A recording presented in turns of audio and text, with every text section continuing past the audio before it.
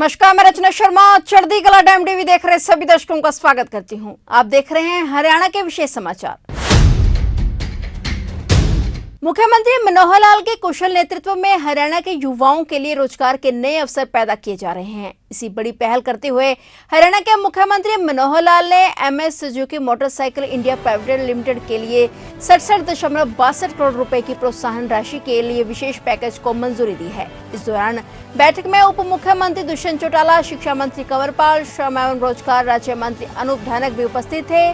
इस मौके पर सीएम मनोहर लाल ने कहा कि यह परियोजना हरियाणा में ऑटोमोबाइल विनिर्माण के मौजूदा पारिस्थितिकी तंत्र को और मजबूत करेगी और हरियाणा के युवाओं के लिए रोजगार के अवसर पैदा करेगी। वर्तमान में कंपनी खेरखी धौला गुरुग्राम में 1000 करोड़ रुपए के निवेश के साथ भारत और विदेशों में ग्राहकों की जरूरतों को पूरा कर रही है। उन्होंने कहा कि इस संयंत्र की सालाना उत्पादन क्षमता 11 लाख दोपहिया वाहनों की है। इसने राज्य के भीतर लगभग 3500 नौकरियों का सृजन किया है। अब ये नई सुविधा गुड़गांव हरियाणा में इस कंपनी की मौजूदा क्षमता में इजाफा करेगी। Suzuki motorcycle India private limited Suzuki motor corporation Japan की 100% सहायक कंपनी है जो सुजुकी ब्रांडेड दोपहिया वाहनों के निर्माण और विपणन के क्षेत्र में कार्य कर रही है। इसके द्वारा 2000 करोड़ रुपए से अधिक के निवेश से खरखोदा सोनीपत में एक नया अत्याधुनिक विनिर्माण संयंत्र स्थापित किया जाएगा। इस संयंत्र से राज्य में लगभग 2000 व्यक्तियों को रोजगार मिलेगा। इस साल मई में SMIPL को करीब 100 एकड़ जमीन आवंटित की गई है। उन्होंने बैठक में बताया कि इस प्रस्तावित परियोजना का उद्देश्य IMT खरखोदा में इंजन सहित दोपहिया वाहनों के निर्माण के लिए एक नई ग्रीनफील्ड परियोजना की स्थापना करना है।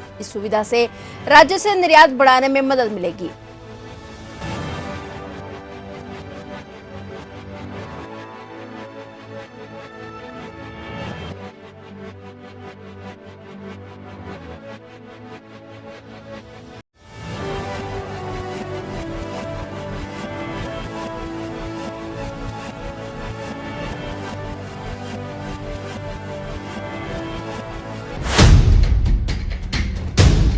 मुख्यमंत्री मनोहर लाल की अध्यक्षता में हरियाणा मंत्रिमंडल की बैठक में सशस्त्र बलों यानी सेना, नौसेना और वायुसेना के परिवारों, दिव्यांग सैनिकों को अनुग्रह अनुदान के भुगतान के संबंध में संशोधित नीति निर्देशों को घटनोत्तर स्वीकृति प्रदान की गई है। हरियाणा सरकार ने अनुग्रह अनुदान की दरों में वृद्धि की है। संशोधित दरों के अनुसार दिव्यांग सशस्त्र बलों यानी सेना, नौसेना और वायुसेना को 75% या इससे अधिक निष्पक्षता के मामले में 35 लाख रुपए की अनुग्रह राशि दी जा रही है। इससे पूर्व यह राशि 15 लाख रुपए थी। इसके अलावा मुख्यमंत्री मनोहर लाल की अध्यक्षता में रियल एस्टेट क्षेत्र को बढ़ावा देने और किफायती आवास परियोजनाओं का लाभार्थियों को लाभ पहुंचाने के लिए हरियाणा सरकार ने दीनदयाल जन आवास योजना और अफोर्डेबल प्लॉटेड हाउसिंग पॉलिसी 2016 में 50% बिक्री योग्य क्षेत्र को फ्रीज करने के प्रावधान को हटा दिया है। इसे लाभार्थियों के साथ साथ रियल एस्टेट सेक्टर को भी लाभ होगा। वहीं हरियाणा में वाहन मालिकों को बड़ी राहत देते हुए राज्य सरकार ने प्रदेश में विभिन्न श्रेणियों के मोटर वाहनों पर लगाए जाने वाले मोटर वाहन कर की जुर्माना दरों की युक्ति संगत और संशोधित करने का भी निर्णय लिया है। उस संशोधन के अनुसार वाहन मालिक जिसके नियंत्रण में वाहन है उनके द्वारा निर्धारित समय में मोटर वाहन के संबंध में देय कर भुगतान नहीं किया गया है तो देय कर के भुगतान के अलावा वे देय कर पर 3% प्रति माह की दर से पेनल्टी का भुगतान करने के लिए उत्तरदायी होंगे। वहीं सीएम मनोहर लाल की अध्यक्षता में हरियाणा मंत्रिमंडल ने हरियाणा लैंड पूलिंग पॉलिसी 2022 को भी मंजूरी दी है। यह नीति मुख्य शहरीकरण और औद्योगिकीकरण उद्देश्यों के लिए लैंड बैंक बनाने के लिए एक महत्वपूर्ण कदम है।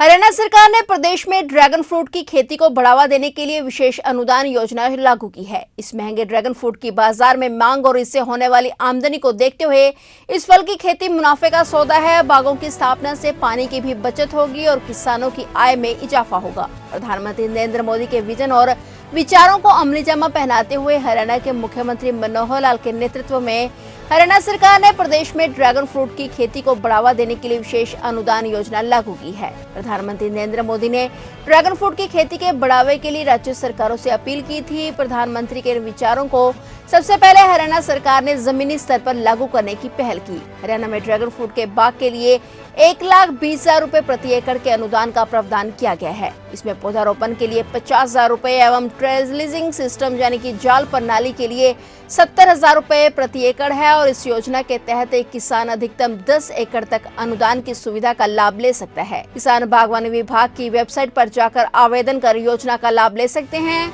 मुख्यमंत्री मनोहर लाल ने कहा कि प्रधानमंत्री चाहते हैं कि इस फ्रूट की खेती के लिए किसानों को जागरूक किया जाए और उन्हें खेती में शुरुआती जरूरतों के लिए सब्सिडी आदि की व्यवस्था भी की जाए। इसी तर्ज पर हरियाणा में ड्रैगन फ्रूट के बाग के लिए 1,20,000 रुपए प्रति एकड़ के अनुदान का प्रावधान किया गया है। इस योजना के तहत एक किसान अधिकतम 10 एकड़ तक अनुदान की सुविधा का लाभ ले सकता है। हालांकि यह कोई पहला मौका नहीं है जब प्रदेश सरकार ने प्रधानमंत्री नरेंद्र मोदी के विचारों और सुझावों पर त्वरित एक्शन लिया हो। इससे पहले भी हरियाणा सरकार प्रधानमंत्री के हर एक सुझाव पर गंभीरता से कार्य करती रही है। प्रधानमंत्री नरेंद्र मोदी के नेतृत्व में लागू की गई केंद्र सरकार की योजनाओं को लागू करने, जरूरतमंदों के उत्थान के लिए योजनाएं बनाने, सरकारी सिस्टम में पारदर्शिता एवं जवाबदेही सुनिश्चित करने और सिस्टम में अत्याधुनिक IT तकनीकों का इस्तेमाल कर योजनाओं के क्रियान्वयन में भी हरियाणा अग्रणी राज्य है।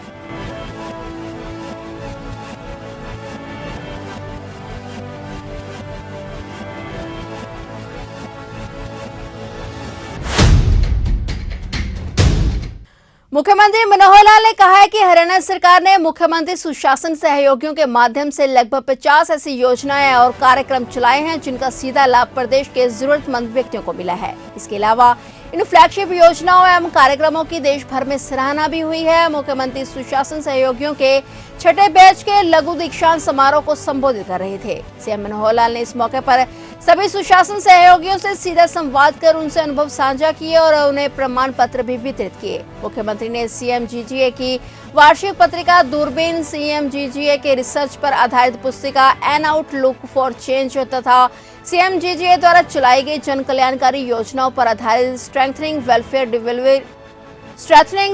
डिलीवरी इन हरियाणा नामक 3 पुस्तकों का विमोचन भी किया। इस मौके पर मुख्यमंत्री के अतिरिक्त प्रधान सचिव, CMGGA के प्रोजेक्ट डायरेक्टर तथा सूचना जनसंपर्क एवं भाषा विभाग के महानिदेशक डॉक्टर अमित अग्रवाल भी मौजूद रहे। मुख्यमंत्री ने कहा कि सुशासन सहयोगियों द्वारा सरकार से जुड़कर सरकार की योजनाओं का सही क्रियान्वयन में सहयोग करना काबिले तारीफ रहा है। सुशासन सहयोगियों के लगातार कार्य करने से ही PPP, मुख्यमंत्री अंत्योदय परिवार उत्थान योजना जैसी कारगर योजनाओं को बेहतर ढंग से लागू किया जा सका। इन योजनाओं के लिए सुशासन सहयोगियों ने बढ़ चढ़कर धरातल पर कार्य किया और लक्ष्य को प्राप्त करने में भरपूर सहयोग किया। इसके लिए सभी सुशासन सहयोगी बधाई के पात्र हैं। मुख्यमंत्री ने कहा कि सूचना प्रौद्योगिकी के युग में नवाचार के माध्यम से प्रधानमंत्री नरेंद्र मोदी के स्वप्न को साकार करने में कैसे आगे बढ़ा जाए, इस पर कार्य किया जा रहा है। गत दिनों प्रधानमंत्री के साथ मुख्यमंत्रियों की बैठक में हरियाणा की परिवार पहचान पत्र योजना को अधिकांश मुख्यमंत्रियों ने अपनाने की बात कही है। इसके अलावा कई राज्यों के मुख्यमंत्रियों ने हरियाणा में टीम भेजकर इस योजना के प्रारूप और क्रियान्वयन को भी समझा है। इस प्रकार हरियाणा की बहुत सी योजनाओं की कई राज्य न केवल प्रशंसा कर रहे हैं बल्कि उनका अनुसरण भी कर रहे हैं। यहाँ तक कि CMGGA प्रोजेक्ट को भी कई राज्य अपना रहे हैं और यह भी प्रदेश के लिए बड़ा गौरव का विषय है। मुख्यमंत्री ने कहा कि PPP के माध्यम से जरूरतमंद पात्र को ही लाभ मिले, यह सुनिश्चित करने के लिए इस योजना की मॉनिटरिंग की जाएगी। मुख्यमंत्री अंत्योदय परिवार उत्थान योजना के तहत ऋण लेने वाले व्यक्तियों की बैंक गारंटी भी देने का प्रावधान किया जा सकता है। उन्होंने कहा कि प्रदेश में भी बैंकों की तर्ज पर हरियाणा सिविल स्कोर मॉडल अपनाया जाएगा, जिसमें सिविल स्कोर के माध्यम से बैंकों से ऋण सुविधाएं मुहैया करवाने का सिस्टम तैयार किया जाएगा। मुख्यमंत्री ने कहा कि ईज ऑफ लिविंग के कंसेप्ट पर प्रदेश के लोगों का जीवन सरल व सुगम बनाने पर कार्य किया जा रहा है। इससे लोगों का संतुष्टि लेवल बढ़ाया जाएगा। उन्होंने कहा कि आर्थिक लेवल में कुछ इच्छाएं होती हैं जिनमें टैलेंट, क्षमता और योग्यता का लेवल मिले, उसे सही संतुष्टि लेवल कहा जा सकता है। एसोसिएट द्वारा कृषि, गरीबी उन्मूलन, ई-गवर्नेंस, शिक्षा और सेवा वितरण जैसे क्षेत्रों में किए प्रमुख कार्य इस उद्देश्य की पूर्ति के लिए मील का पत्थर साबित हो रहे हैं।